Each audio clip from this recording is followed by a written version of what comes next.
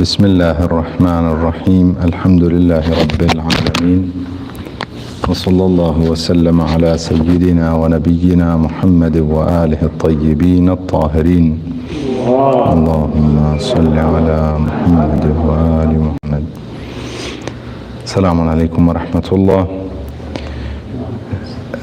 Inshallah, as usual, we'll try and cover some masail or some issues regarding Islamic law, and we are still in the ahkam of prayers, ahkam salat, and we covered quite a bit of it, including salat qada, the salat when it's qada and how to perform that.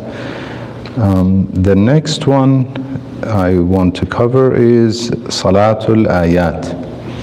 It's one of the obligatory prayers for a believer, is known as Salatul Ayat, and the name comes from the ayat being the signs of Allah subhanahu wa ta'ala.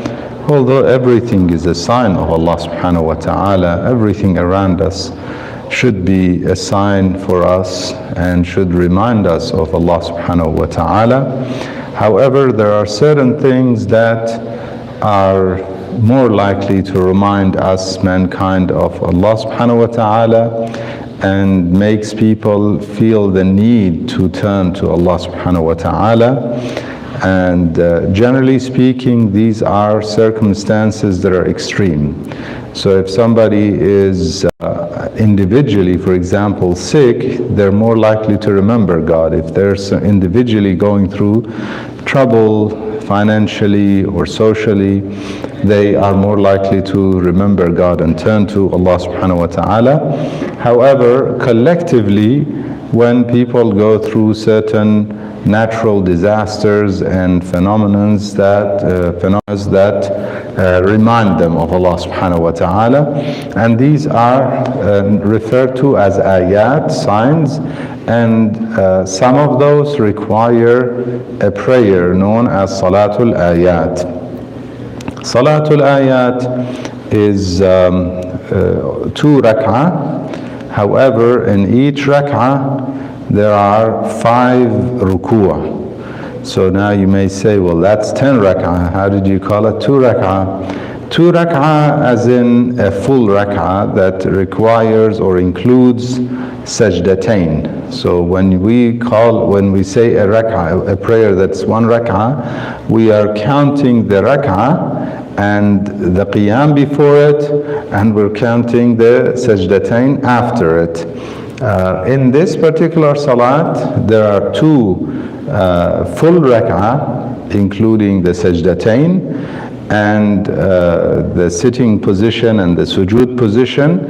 However, it has 5 ruku' in each rak'ah. So in each standing position, we go 5 times to ruku' and back to the standing position. And in each of those, we are supposed to read Surah Al-Fatiha and a short surah, and then we go to ruku', come back up and do the same thing 5 times.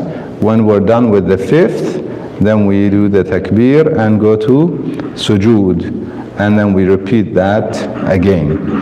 There is a shorter method for Salatul Ayat, in which we recite in the first standing position, first qiyam, before the first ruku', we recite Surah Al-Hamd, and we recite an ayah, so Bismillah ar-Rahman ar-Rahim, and the first ayah of a second surah.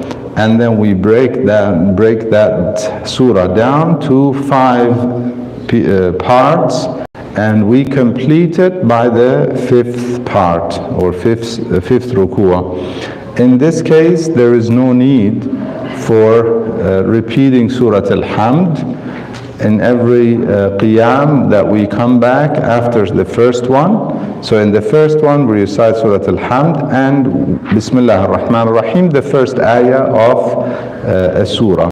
Can we do 2 ayat? Yes, we can. We have to break that surah down into 5 parts in order to finish the surah by the 5th part, and that way, once we finish it, then we go to sujood, on ruku' and then qiyam and then sujood, and we repeat that again. So that's the shorter form of praying Salatul Ayat. There's also another option, which is to combine, meaning we have 2 full rak'ah. In the first full rak'ah, we can do 1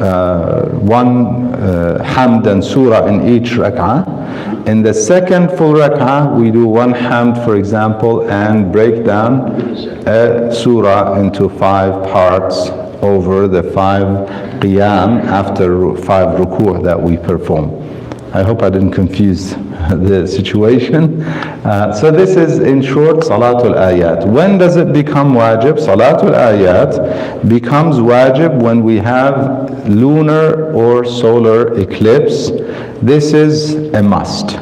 There's no doubt about these ones. The ayat, in general, the specific ones that are mentioned in the riwayat and also in part of the ayat of the Holy Quran, refers to the solar and lunar eclipse, otherwise known in Arabic as al-khusuf and al-kusuf. For the kusuf and khusuf, there is Salatul Ayat. Now, the second one is when there is an earthquake. Earthquake, some maraja, they say it is according to obligatory precaution, ihtiyat wujubi. So it's not a fatwa, it's ihtiyat wujubi. It is not, again, the main ones is khusuf and kusuf. Yes. Could you please explain this ihtiyat? Ahsantum, yeah, ahsant. So then the next one regarding ihtiyat wujubi. Ihtiyat wujubi, or what we translate to obligatory precaution. We have classes of giving a verdict. One is a verdict that is referred to as fatwa. And that means the scholar has given their verdict or the ruling on this matter firmly. There's no matter of precaution in it. It is a firm fatwa. The second class is known as ihtiyat wujubi, meaning the marja says that I cannot say for sure that this is wajib, but I would tell you, you have to do it based on precaution, and that's an obligatory precaution. The next one is the recommended precaution. So he says, I'm not sure you have to do it, but I would say to you, it's recommended to do it. You should do it based on precaution, and here it's a recommended precaution. What is the difference between the two, or all of them? When it's a fatwa, it's a fatwa. If you're following a marja, this is his fatwa, can I go to someone else and seek different opinions? That is picking and choosing based on our own liking, and therefore there is no submission anymore.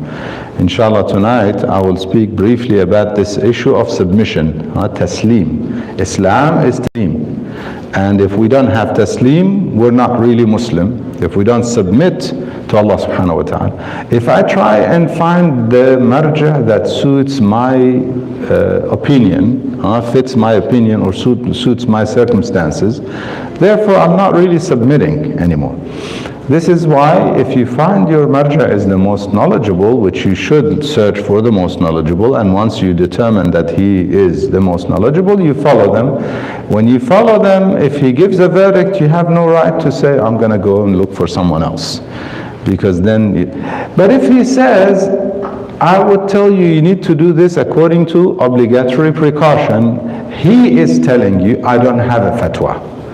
It's not a verdict. It's a precautionary matter, but if you don't find someone else that releases you from the responsibility, you have to fulfill this precaution.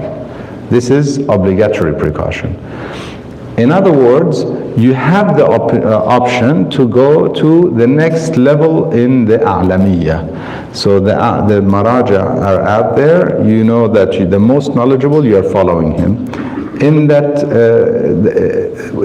particular matter, you look for the next level. There are some other maraja who you did not consider to be the a'lam, but you considered to be amongst the most knowledgeable. Therefore, you go to them and see what their fatwa is on this matter. If their fatwa differs, you can go with their fatwa. Because your marja did not have a fatwa. Your marja said obligatory precaution. Recommended precaution, on the other hand, is when he says it is basically precautionary but recommendation. In this case, you don't have to go to someone else and you don't have to do what he is recommending. Okay, this precaution is it is different to saying it's mustahab, by the way. Some people mix the two things. The issue of ihtiyat istihbabi and the mustahab act. The mustahab act is mustahab because there's a fatwa about it. There is a ruling, there's a hadith that says this is mustahab. Ihtiyat istihbabi, on the other hand, he is recommending to you, the marja, that there is some text that does not confirm it to be wajib act, but it seems like it should be done. So I'm recommending to you to do this. It could be treated as a mustahab thing, but it's not. It is time for adhan. So I think with that we conclude, inshallah, and we will continue next session, inshallah. والحمد لله رب العالمين وصلى الله وسلم على سيدنا محمد وآله الطيبين الطاهرين. اللهم صل على محمد وآل محمد.